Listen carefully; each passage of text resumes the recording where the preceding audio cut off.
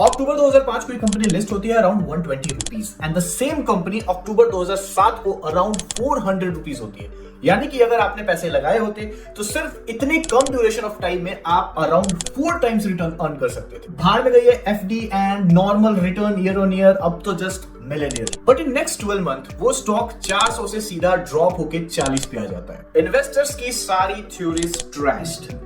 यहाँ पे I am talking about Suzlon, जो कि इतने गेन्स के बाद भी अपने लिस्टिंग प्राइस के पास भी अभी तक नहीं पहुंचा है और इस बात को लगभग 15 साल हो चुके हैं। You have an number of reasons to invest in this company. Green energy sector का है, फ्यूचरिस्टिक है, फ्यूचर विजन है, बट आप अगर एक बार बैलेंस शीट उठा के देख लेते तो पता चल जाता है रिगार्डिंग द डेट्स। खैर, I am not going to talk about that stock because this video is about the curse of stock market. ऐसा कर्स जिसपे BSE, NSE, Wall Street, Nasdaq, कहीं का भी मार्केट इसी कर्स पे बना होता है और वही अगर इस कर्स को हटा दे तो वॉरेन बफेट जैसा इन्वेस्टर पैदा हो। The first curse is market is never rational. 1990 internet boom का टाइम, अगर अभी इसकी बात करें तो लगेगा कि क्या सेंसलेस बातें हो रही हैं, but that time it is sensible क्योंकि इंटरनेट फ्यूचर दिख रहा था और पैसा बनते जा रहा था। एक कचरा साफ करने वाली की कंपनी ने सिर्फ अपने कंपनी के आगे .com लगा लिया एंड कुछ ही महीनों में उसका स्टॉक 4 to 5 टाइम्स ग्रो कर गया। Just because .com was there, people believe कि it is internet company and invested in that. Nobody want to miss out. एक टाइम पे अडानी ग्रीन्स का PE 1800 के पास था,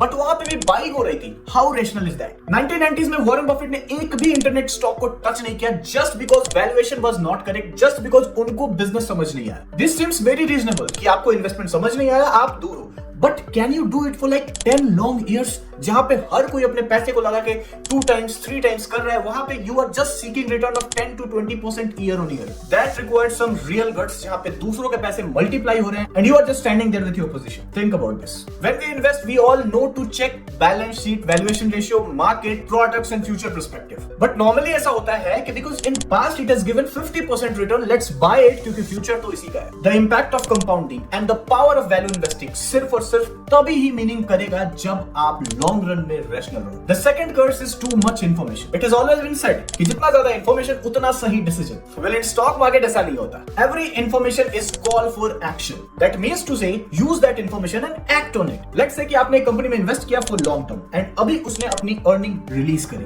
but the earning was not good, तो फिर स्टॉक रिएक्ट कर गया और नेगेटिवली आप देख रहे हो कि आपका पोर्टफोलियो नीचे गिर गया। At that point of time आपको लगेगा कि कहीं आपका रिसर्च ही तो गलत नहीं है। Let's exit that position.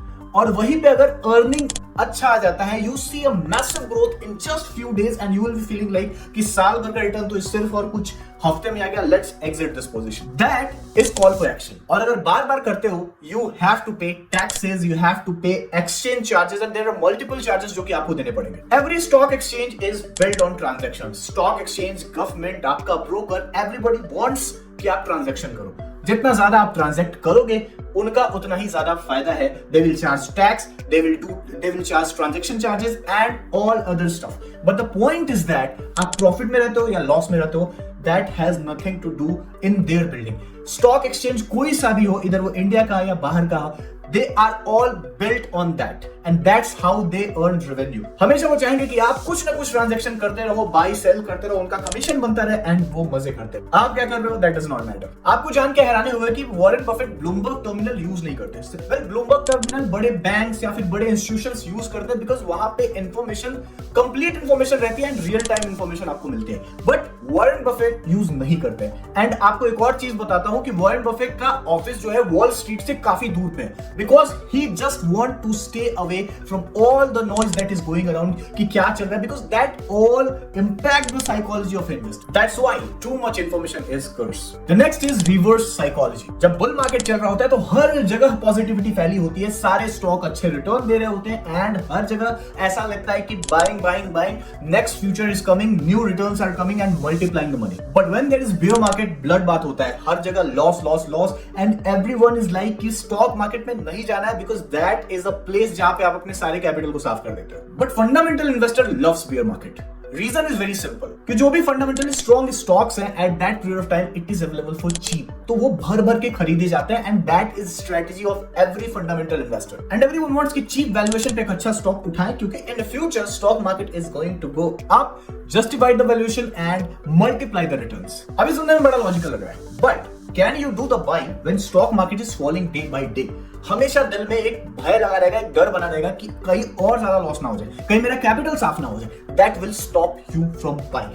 That's why as a fundamental investor you have to be very strong from mind कि ठीक है, valuation नीचे आ रहा है, the stock is good, let's buy it. Because fundamental investor के लिए bear market is opportunity and they ignore the stock market and all the information that is going around. They only concentrate on earning, valuation, future perspective, products that is building the company.